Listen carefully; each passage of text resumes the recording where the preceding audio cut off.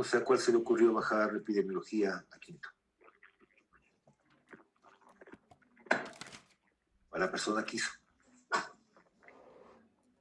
Sin sentido. La idea es que ustedes aprendan, porque esto les da más herramientas para medicina tropical, para otras materias. Pero yo tengo la certeza que aprenderán bien epidemiología cuando vayan a la rural. Ténganlo por seguro. Entonces el dengue es una patología aguda, febril, infecciosa, provocado por un arbovirus, por un virus de la familia Flaviviridae, virus del dengue. En Ecuador está emparentado con Zika, chikungunya y fiebre amarilla. En otros países tengo otras patologías por flavivirus que probablemente puedan tener inmunidad cruzada o puedan predisponer a que esa persona tenga complicaciones. Ya van a entender el porqué.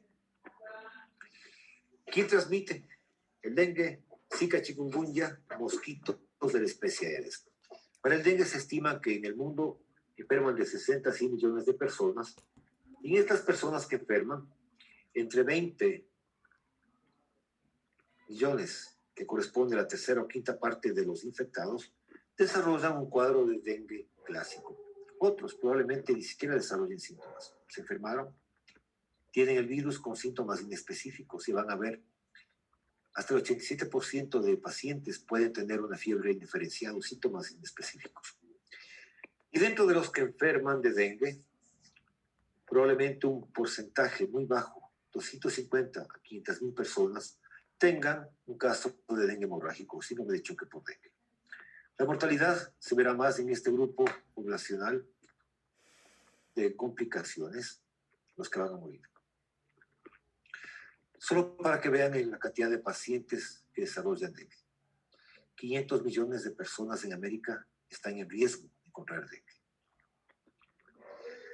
Me interesa esta imagen para que entiendan lo que son las isotermias de invierno. El Aedes es un mosquito que tolera una temperatura de 10 grados centígrados. Y esto implica que el mosco, donde exista 10 grados, el mosco va a estar presente. En la época de diciembre, los países que están en el hemisferio norte tienen su época invernal. Y los países que están hacia el sur, los países australes, como Argentina y Chile, ellos tienen su verano en diciembre y tienen el invierno en el mes de junio y julio.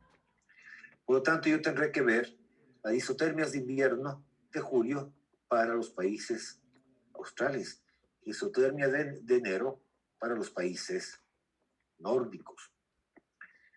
Van a ver luego un mapa, porque antes solo teníamos la Aedes aegypti aquí en América. Pero de este país que está aquí, que me imagino ustedes no conocen, porque de ahí viene la marca Sony, los carros Toyota, viene la fábrica Nissan, de Japón, de Corea del Sur. Aquí está el límite entre las dos Coreas, aquí está Corea del Norte, no sé si la ven bien. De ahí se importan bienes de capital. Y gracias a la importación de bienes de capital, llegó un nuevo vector a América llamado Aedes japonicus. Como ustedes son muy buenos para los mapas, saben que aquí donde está ahorita pintado el recuadro está el estado de Nueva York, el estado de... Bueno, un poquito más al sur tengo Carolina del Norte, Carolina del Sur. Tengo también el estado de la Florida. Y al lado del estado de la Florida tengo el estado de Texas. ¿Recuerdan al huracán Katrina? ¿Qué hizo el huracán Katrina? Aparte de la destrucción. Inundó gran parte de Texas, que antes era un estado seco más bien, pero le permitió que el mosco colonice el Aedes albopictus, que también fue introducido en América con el japonismo. Vemos aquí el estado de Washington, colindante con Canadá. Hay una ciudad muy bonita llamada Seattle. También existe ahí Aedes Japónicos. Tengo el estado de California. Y existe también Aedes albopictus. Y en América, ¿qué se diga? Centroamérica, el Caribe y América del Sur, excepto la parte sur de Perú, que es una parte seca, y la parte de Chile, que tiene un accidente geográfico importante llamado los Andes. Y el resto, pues, tiene Aedes aegypti y Aedes albopictus, el tigre asiático. Entonces, el mosquito tolera isotermias de invierno de 10 grados centígrados, y eso le permite alcanzar una latitud 35 norte y 35 sur. Si ven el mapa, ¿qué les llama la atención? Que toda la cuenca del Mediterráneo, la tenemos Grecia, Turquía, Italia, parte de Francia y parte de España, la cuenca del Mediterráneo, también está ya colonizada por Aedes albopictus. Y un poquito más arriba tenemos Aedes japónicos. Va a ser el riesgo, jóvenes, ¿qué creen que pueda pasar en época de invierno? Que de pronto un tipo salga de acá de China, agarra un vuelo directo hasta Roma, que está por aquí, llevando el virus, y encuentre mosquitos que no tienen el virus en Europa, y de pronto ocurre un brote y la enfermedad llegue para quedarse. Esto solo para que recuerden que el 40% de la población mundial vive en zonas de riesgo para dengue. Esto implica más de 2.500 millones de personas. No les voy a preguntar en qué provincias hay dengue clásico. Recuerden que todas las provincias del país han reportado dengue clásico. Y apenas 5 provincias de la costa, Manabí, Santa Elena, Guayas, Los Ríos y El Oro, han reportado dengue hemorrágico. Entonces son provincias complicadas, Manabí, Los Ríos, Guayas. Acá no está encendido todavía la provincia de Santa Elena, de la provincia de Guayas. Pero saben ustedes que Guayas, Santa Elena, Los Ríos, El Oro y Manabí son zonas, son provincias con dengue hemorrágico. Y permanece más tiempo en casa. Generalmente lo hace la mujer por un asunto cultural junto con sus hijos. Por lo tanto, afecta más al grupo etario de 10 a 20 años y el sexo femenino. Le gusta una temperatura promedio de 28 grados. ¿Por qué? Porque a mayor temperatura, menor duración de sitio. Eso se ha explicado ya en algunas enfermedades. A menor temperatura, mayor duración, a mayor temperatura, menor duración. Una relación inversamente proporcional. También zonas húmedas. Consideren que en una viremia, más bien en una transmisión del virus, ocurre un brote epidémico que coincide con la época invernal. Es una enfermedad de transmisión estacional. En la década de los 70 prácticamente se radicó a la Aedes aegypti de toda América, con pequeños países que mantuvieron al vector. Pero el transporte pasivo del vector, en llantas, se trajo de Europa, se trajo de Asia, llantas de medio uso, y dentro de esta cámara neumática, esta partecita oscura, lisa, llegaron ahí los huevos embrionados. Así se introdujo una especie vectora desde el Asia. Si yo pudiese tener fotos de satélite de Guayaquil de 1900, 1910, 20, 30, 40, hasta llegar a la fecha, yo podría determinar cuánto creció en el casco urbano la ciudad de Guayaquil y el resto de ciudades de zonas tropicales. Factor de riesgo. Consideren que una epidemia predomina un serotipo, pero no es obstáculo de que ocurra la transmisión simultánea de 2 serotipos. Y al haber transmisión simultánea de 2 serotipos, se incrementa el riesgo de dengue hemorrágico o choque por dengue.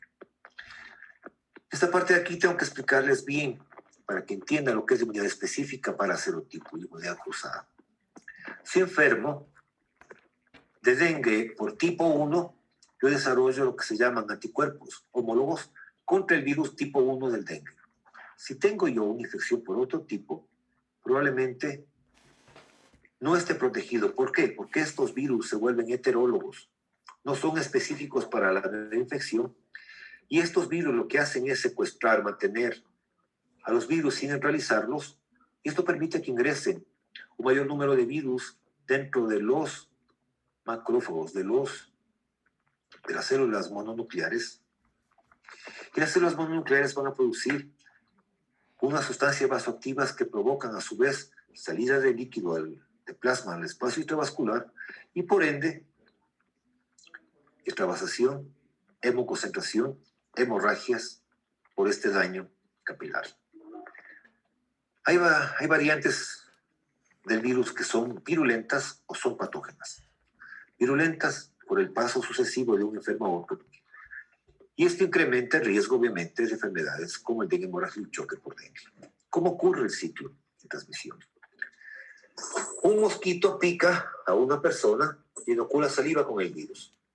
El virus va por la sangre y rapidito encuentra los leucocitos y a los tejidos linfáticos. Y ahí ocurre la primera replicación y salen a circulación, donde van a ser captados inclusive a las 24 horas ya por un mosquito que no tiene el virus. Y este mosquito que ingiere y adquiere el virus, llegará a la sangre con el virus a la parte del estómago, a una zona embrionaria del estómago, donde ocurre la primera replicación viral, y también en otros órganos diana del vector, para finalmente llegar a las glándulas salivales del mosco, reiniciándose, obviamente, la transmisión por picadura, luego de que cumplan ese ciclo biológico de 8 a 12 días. Entonces se replica el virus de las glándulas salivales y cada vez que pique habrá transmisión por esta modalidad horizontal. Recuerde la clase 2 y 3, la clase 3 de vectores. Les dije que la mamá mosquito transmitía ciertos virus, como es el dengue, zika, chikungunya y fiebre amarilla, a su prole, a su hijo, a su embrión, que está dentro de un huevo. Y tan pronto eclosione, salga la larva y luego la larva se haga pupa, y la pupa se transforme en un imago, ese mosquito, cuando nace ya de la fase puparia, está listo para transmitir por transmisión vertical. ¿Cuáles son los macrofactores de riesgo para dengue? Los ambientales geográficos de medio físico. Latitud, vivimos en latitud cero. Tenemos desde 0 metros a 2.200 metros un montón de ciudades en el país con una temperatura alta y una humedad relativamente alta. En la parte socioeconómica, el crecimiento urbanístico en zonas tropicales y la presencia de viviendas precarias sin protección, que no tienen alcantarillado o que está dañado o que es deficitario, que no tienen agua potable y la gente debe almacenar agua más de 7 días sin protección, que no tiene recolección de basura y la gente guarda llantas, botellas, tanques de los inodoros y se colecta agua y el mosquito tiene un sitio para reproducirse. Y también lo que se explicó, la permanencia prolongada de niños y mujeres en casa. En cuanto a los microfactores de riesgo, se vinculan al huésped. Edad, 10 a 20 años, sexo femenino. Grado de inmunidad, y les explico nuevamente cómo opera esto. La salud previa. Si yo tengo anemia drepanocítica, otro problema en la sangre como talasemia, como presencia de glucosa 6-fosfato deshidrogenasa, asma y diabetes, estaré más comprometido para tener complicaciones. Y en cuanto a la gente, ya sabe la virulencia, que era la capacidad de producir casos graves o fatales. En cuanto al vector, hace falta que existan hembras adultas. Recuerden la clase 3, contaba las reliquias foliculares y si tenía 3 o más, era una mosquita vieja y por ende de riesgo. Si tengo sitios de reproducción y tipos de criaderos cercanos a la vivienda, factor de riesgo. Considere que el mosquito es antropofílico y es domiciliario más que peridomiciliario. Aedes aegypti, por lo tanto, es el más eficiente vector por ese comportamiento antropofílico y domiciliario, ampliamente distribuido en zonas tropicales y subtropicales, limitado con isotermias de invierno en enero para el hemisferio norte y en junio-julio para el hemisferio sur de 10 grados centígrados, que comprende 35 grados norte, 35 grados sur. Ahí está ubicado el vector. Y alcanza pisos altitudinales de 0 a 2.200 metros, con el chance de infestar cualquier tipo de recipiente natural o artificial de agua. Recuerden la clase 3, ya les dije que los huevos embrionados de Aedes resisten la desecación un año más. Solo para que vean cómo estuvo en 1930 la distribución de la Aedes aegypti en América. Luego de la intervención en el año 70 se mantuvo en la costa del Golfo de México, de estado de Texas y de la Florida, y los del Caribe, Venezuela, Surinam y Guayanas. 30 años después de la intervención, hubo una mayor recolonización del mosquito Aedes en toda América. Aparte de Aedes aegypti, tengo el Aedes albopictus, que fue introducido en América como tigre asiático. Tengo dos especies, Aedes cupellaris o Aedes polynesis, que dan o que provocan casos en Asia. Y puedes llegar acá a América con la importación de productos de ese continente. Son menos eficientes que Aedes aegypti y ocasionan brotes en áreas geográficas específicas. El mosco puede reproducirse fuera de casa, en las hojas que contengan agua, en las plantas que contengan agua, en oquedades de árboles, en charcos, en piedras, en cualquier sitio.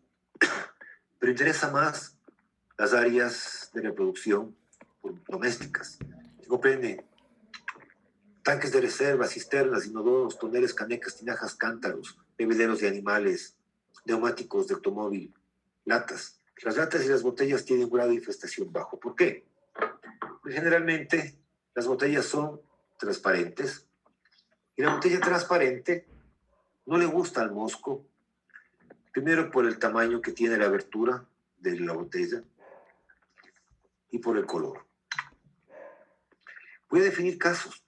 Yo defino un caso probable como caso febril, agudo, con dos o más manifestaciones clínicas como cefalea, dolor retrovital, mialgias, artralgias, alguna manifestación hemorrágica y obviamente la presencia de casos en el sitio o el antecedente de que el paciente venga de un área endémica. El caso confirmado es el que tiene una serología positiva para IgG o IgM, dependiendo del momento de la enfermedad, o también si logro aislar el virus. Como les dije, la mayor parte de pacientes con dengue tienen una fiebre indiferenciada y no se diagnostican como dengue, pueden pasar desapercibidos. Pero otros pacientes desarrollan un cuadro franco de dengue clásico y de estos pacientes un porcentaje muy bajo podrá desarrollar dengue hemorrágico o síndrome de choque por dengue. Entonces, el dengue clásico ya desde la clínica y desde la epidemiología de salud pública comprende un cuadro que tenga fiebre, cefalea, dolor retrovital, dolor osteoarticular y muscular, la presencia de erupciones cutáneas llamado exantema, la presencia de alguna manifestación hemorrágica, por ejemplo, aquí tengo unas petequias. Hay púrpuras, hay equimosis, un sangrado así como golpes. Tengo sangrados digestivos, puede ser un sangrado superior que provoque vómitos, se llama hematemesis, o un sangrado digestivo bajo, puede ser una metrorragia, o puede ser un sangrado alto, pero que el paciente no vomite, sino las heces se digieran y salgan con color, una brea, eso se llama melenas. Aparte de eso, si hago un examen de sangre, el paciente puede tener una leucopenia, una baja número de glóbulos blancos. Habrá también trastornos digestivos como náusea, vómito, dolor abdominal y diarrea. En el caso del dengue hemorrágico, habrá un antecedente de fiebre, alguna manifestación hemorrágica de las 10 explicadas. Si lograría hacer un recuento plaquetario, las plaquetas que normalmente bordean los 300.000 estarán bajo los 100.000. El paciente tiene una falla circulatoria. El paciente tiene una salida de líquido, de plasma, al espacio intravascular por aumento de la permeabilidad capilar. Y esto genera que el hematocrito se incremente un 20%. Luego de la corrección hídrica, el hematocrito se normaliza. Si pudiese pedir al paciente albúmina, proteínas séricas, estarán bajas.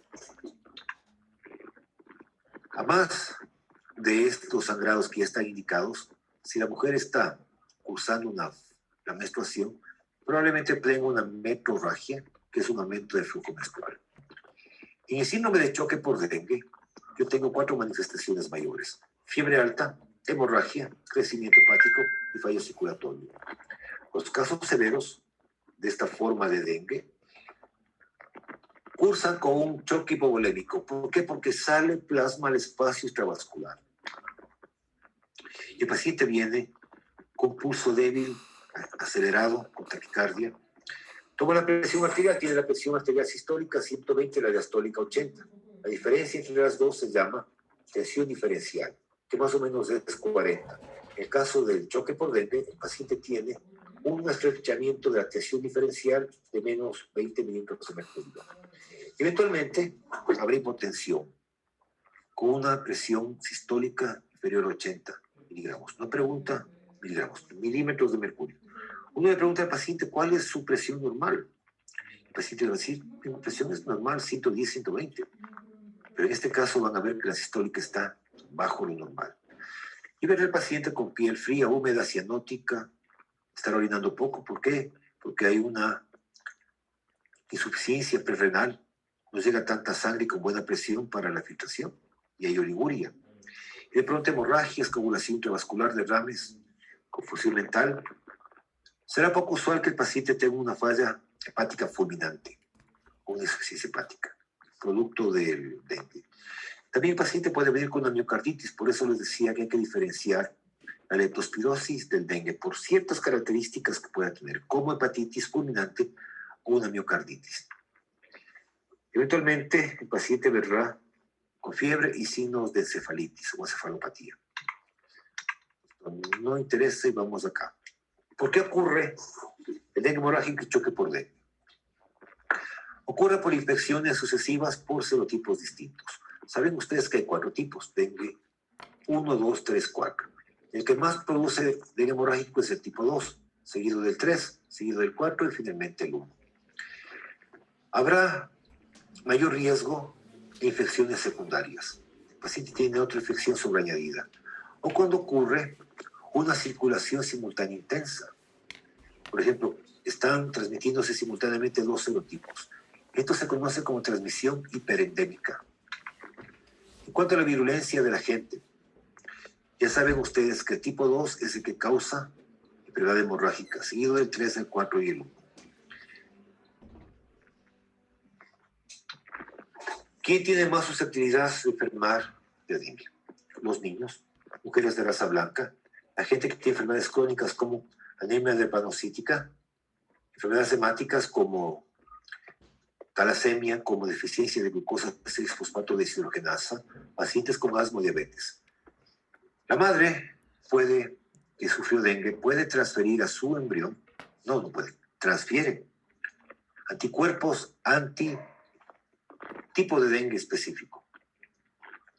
Y esta inmunidad natural pasiva le protege de pronto al niño o le predispone a que ese niño tenga una enfermedad complicada.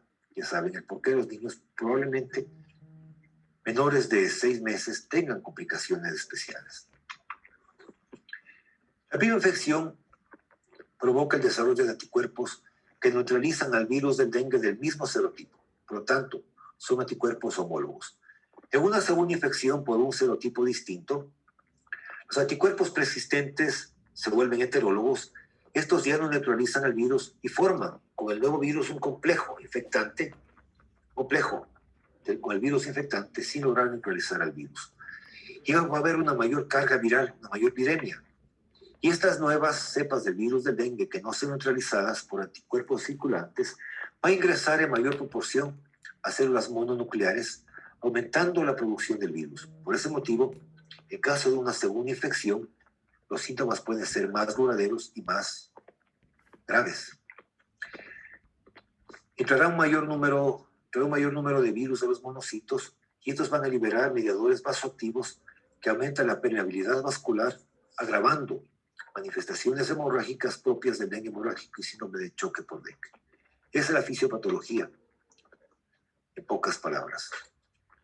En ciertos pacientes verán complicaciones como encefalitis o una encefalopatía asociada a falla hepática o un mal manejo por parte del médico que provoca una intoxicación hídrica y iatrogénica por la posición incorrecta con solución hipotónica.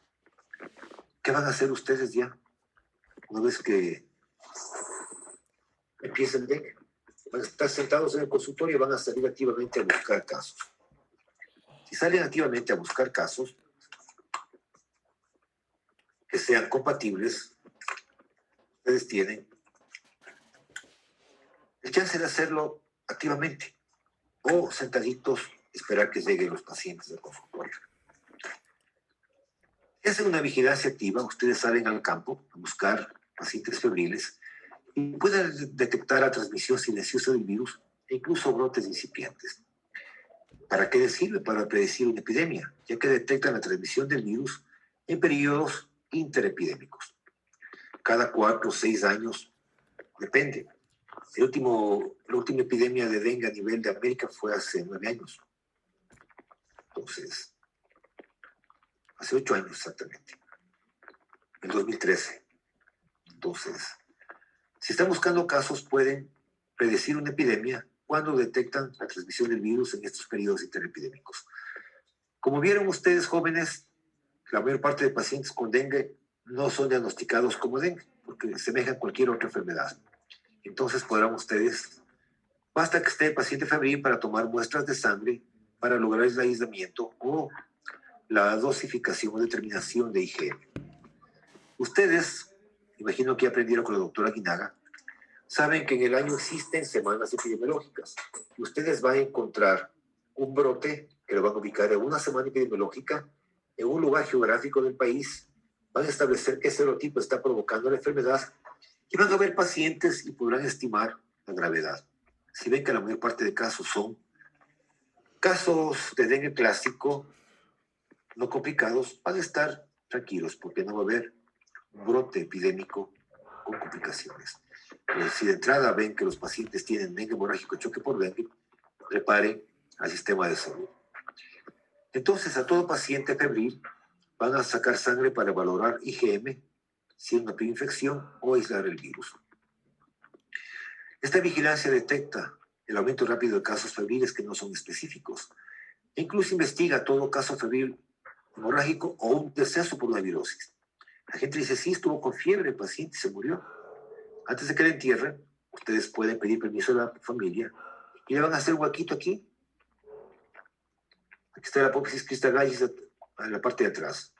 Más arribita de eso, hacen un huequito, meten una aguja y llegan al seno venoso longitudinal. Ahí no se coagula la sangre y pueden sacar sangre para valorar IgM o aislamiento viral. Y van a vincular la vigilancia clínica con la entomológica.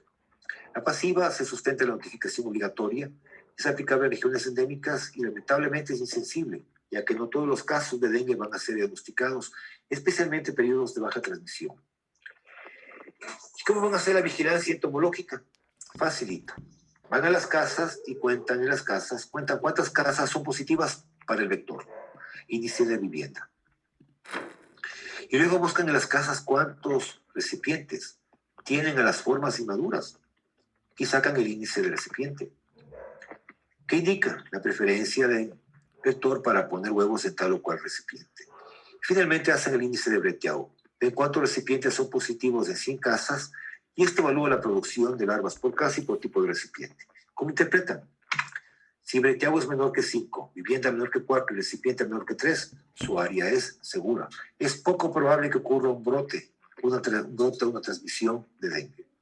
Pero si tienen un índice de Bretiau mayor que 5, vivienda mayor que 4, recipiente mayor que 3, preparen su comunidad porque puede ocurrir transmisión del virus. ¿Por qué el dengue es una enfermedad emergente y reemergente? Primero, por el alto número de pacientes que se incrementan de forma rápida. Imagino que han hecho canguil ustedes alguna vez y ponen aceite, una cucharada de canguil, dependiendo del tamaño de la olla. Y luego de un poquito de calor, repito el primer canguil. Eso va a ser el caso índice, el primer caso de dengue. Y luego empiezan a cubrir alrededor del caso índice, más casos, más casos, más casos, y se va regando la enfermedad. ¿Por qué se va regando la enfermedad? La enfermedad se va regando por una simple razón, jóvenes, por la dispersión que tiene el virus. El virus se dispersa rápidamente.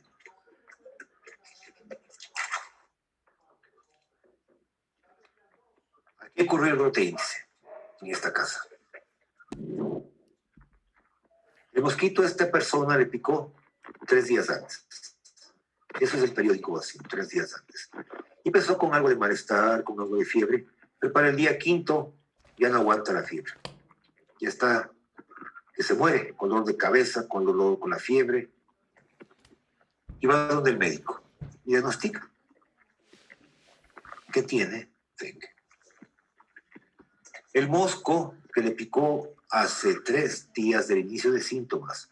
8 días atrás, porque va al médico al 5.º día, pasaron 3 días de incubación y 5 de infección con síntomas clínicos. El paciente ya tiene 8 días el virus en su organismo. Tiene una viremia de 8 días. El mosquito se dispersa a 500 metros diarios. Hoy pico acá, mañana está a medio kilómetro, luego a 1 kilómetro. El tercer día está a 1,5 kilómetros. Puede picar a 1,5 kilómetros. Y luego se dispersa más. Si el mosquito se dispersa medio kilómetro diario y pasaron 8 días desde que fue picado e inoculado el virus hasta que fue al médico y se diagnosticó, el mosco puede haber volado 4 kilómetros. Si ustedes sacan el área de un círculo que se calcula multiplicando pi por radio al cuadrado, la dispersión de ese mosco prácticamente le obliga a la gente que controla la enfermedad, porque yo no sé si el mosco voló de aquí hacia el oriente, de aquí hacia el occidente, de aquí hacia el norte, de aquí hacia el sur, no sé. Por eso tomo un radio. Y con ese radio calculo el círculo que debo cubrir. Más o menos con 5 días de enfermedad y 3 días de incubación, debo cubrir más de 60 kilómetros cuadrados, que es el área que ocupa la ciudad de Manta. Si tengo el caso índice, con la dispersión que ocurrió por el tiempo entre la incubación y entre los días ya con síntomas que tiene el paciente, imagínense que el paciente vaya al médico el día 10, porque no mejora. Yo saco el área, pi por radio al cuadrado. Voló, fue a los 10 días, no a los días, fue a los 7 días al médico. 7 días. 7 días de enfermedad y 3 de incubación, que equivale a 10. El radio va a ser 10 kilómetros, la mitad 5. Entonces, si yo calculo 5 al cuadrado es 25, 25 por 3, 14, 16, debo más o menos cubrir unos 90 kilómetros cuadrados. No sé si esta parte está clara, jóvenes. Cintia. Sí, doctor. Cintia López, ¿entendió? Sí. ¿Cuántos kilómetros se dispersa al día el mosquito? Aproximadamente 60. El mosco se dispersa medio kilómetro diario. Medio. Este es el caso índice, el primer caso. Esta persona que se enfermó fue al médico al 5.º día de enfermedad. Al 5.º día fue al médico. Pero él tuvo 3 días de incubación. 3 de incubación, 5 de enfermedad da 8. 8 por 0,5 da 4. Ese mosco se dispersó 4 kilómetros. No sé para qué lado se fue el mosco, para el occidente, para el oriente, no sé. Yo debo tener un plan para fumigar del sitio donde ocurrió el caso índice, 4 kilómetros a cada lado. Eso voy a hacer. Por lo tanto, debo calcular el área de un círculo, que se calcula multiplicando pi por radio al cuadrado. El radio es 4 kilómetros al cuadrado, 16. 16 por 3, 14, 16, da como 60 y pico de kilómetros cuadrados, que prácticamente equivale a la ciudad de Manta. ¿Entendieron, niña Melissa Zarzosa? ¿Entendió? A ver, vamos a hacer un ejercicio. El mosquito picó a un paciente y el paciente va a los 9 días al médico a buscar atención. Calculen qué área debo fumigar. Hagan nada, a ver si entienden, porque si no entienden no paso. Son 9 días, 9 son 12, 6.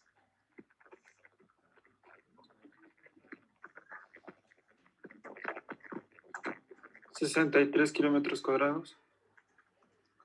0. 0, joven tirado, Gabriel. 0. Bueno. 3 días de incubación. Y el mosco, 3 días de incubación. ¿A los cuántos días fue el paciente al médico? A los 9 días. Fue el paciente a los 9 días. Por lo tanto, tengo 3 de incubación y 9 días. 3 más 9, ¿cuánto da? 2. Es que, bueno, usted había mencionado que le había picado hace 9 días, por eso yo le había hecho solo con una. No. Fue al médico a los 9 días de enfermedad, de síntomas. Ya lo. Entonces, fue a los 9 días de síntomas. Eso equivale a 6 kilómetros de dispersión. Yo multiplico 3, 14, 16 por 36. ¿Por qué? Porque 6 por 6 equivale al radio cuadrado. 6 por 113, 113 kilómetros. 04. Así es. Entonces, ese es el motivo por el cual cualquier patología tropical, una vez que ya empiece, es muy difícil controlar con fumigación.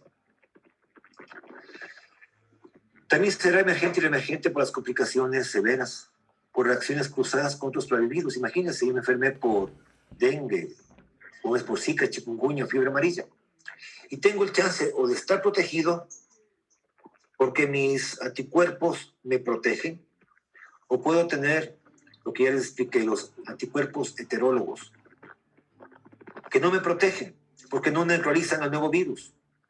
Simplemente forman un complejo y estos virus van a ingresar en mayor medida en los mononucleares y va a salir mayor sustancias vasoactivas que generen complicaciones. Es muy fácil transportarse. Yo me voy a Cuba de vacaciones, me pica ya un mosquito el día antes de regresar. Yo cojo un avión y regreso a mi país de origen, a Centroamérica, El Salvador. Y llego en época de invierno incubando el virus. Saben ustedes que a las 24 horas el virus ya está circulando. Y el mosquito de otro país puede picar y extraer el virus. ¿Qué necesita el mosquito?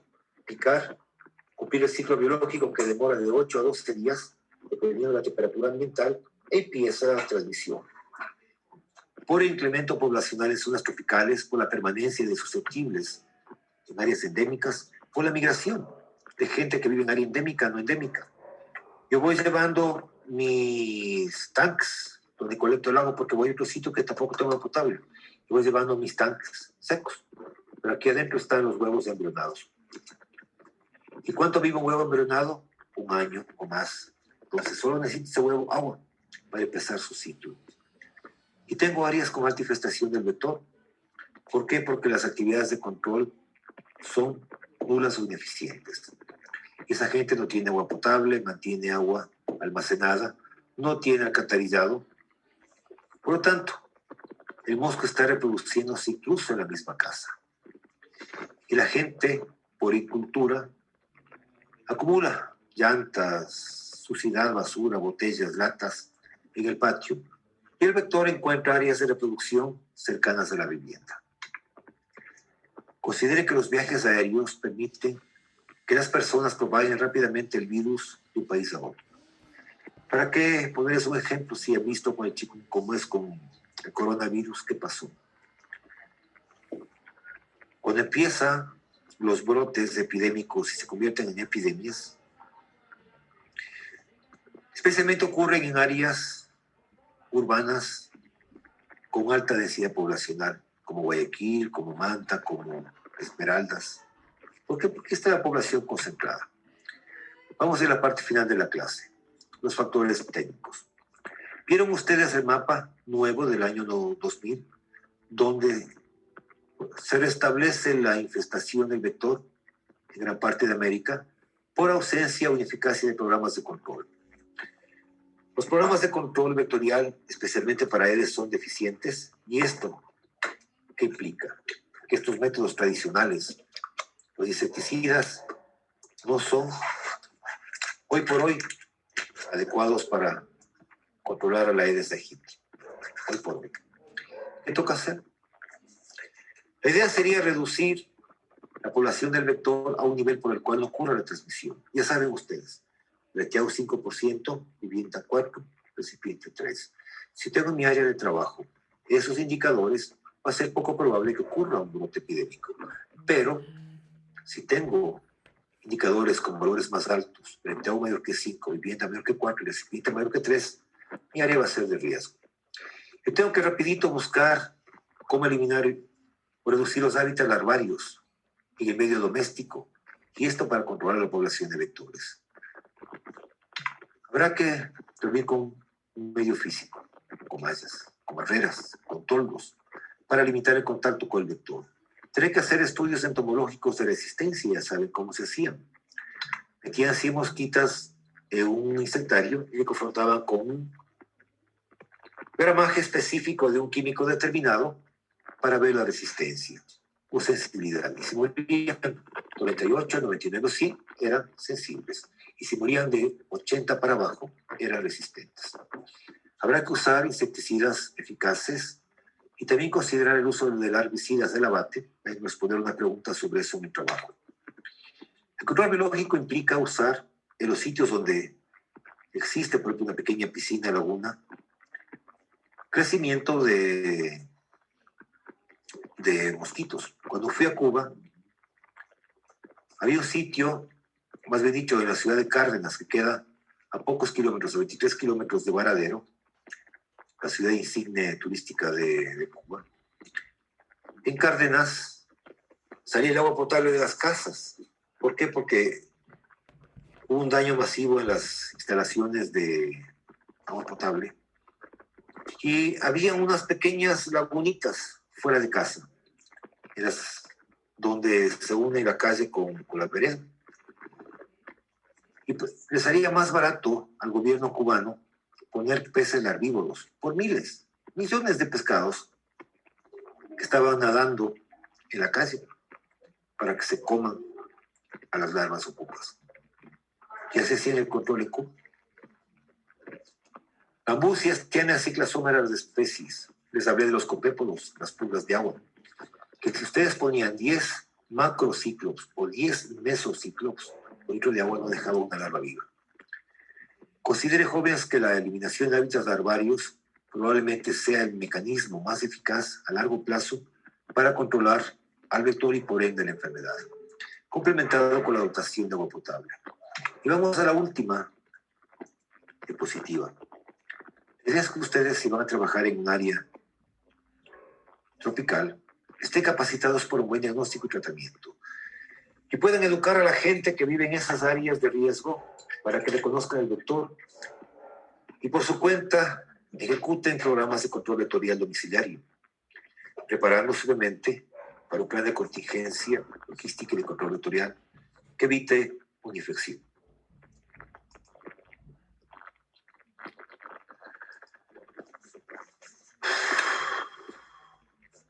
Estoy rendido, jóvenes. Avisan, por favor, día del examen, para cuándo y la hora. Eso, jóvenes, nos vemos la próxima semana con ustedes. Cuídense. Hasta luego. Gracias, doctor. Hasta luego, doctor. Doctor.